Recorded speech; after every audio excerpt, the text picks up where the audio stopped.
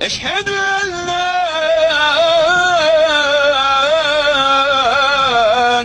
ilahe illallah.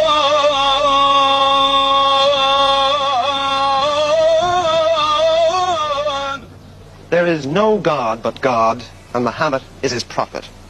5 times a day from mosques and minarets all over the Muslim world, that call goes out from Amwazin, calling the faithful to prayer.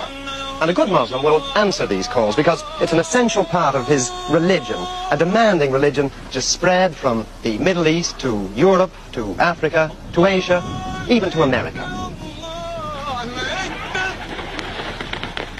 But prayer itself is just one outward observance of this religion, of Islam. There are others, many others, because Islam doesn't just mold men's minds, it dictates their way of life. It tells them not just when and how to pray, but how to decorate their houses, how to treat their wives, what to say when they sneeze, how they must butcher their sheep, how much of their property their sons will inherit, how to trim their beards and seal their letters, where to carry their handkerchiefs, and the colour of their shrouds.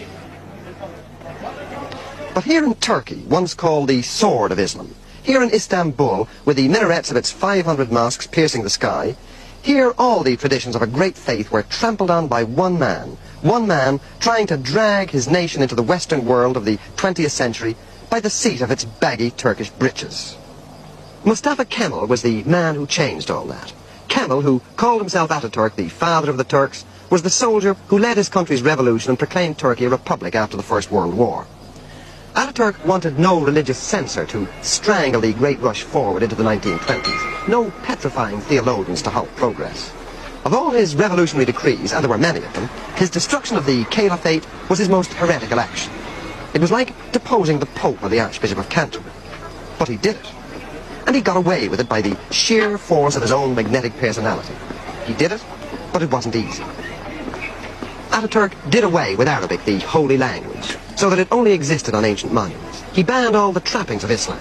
The fez had to be replaced by the Western hat, so that its wide brim would prevent men laying their foreheads on the floor while prostrating themselves towards Mecca.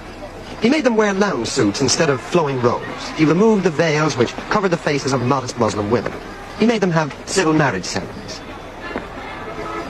Ataturk's decrees became the new Quran in Turkey. They replaced the old teachings which for generations had governed men's births and lives and deaths. But even an Ataturk, great national hero and liberator though he was, even an Ataturk couldn't kill the inner spirit of Islam.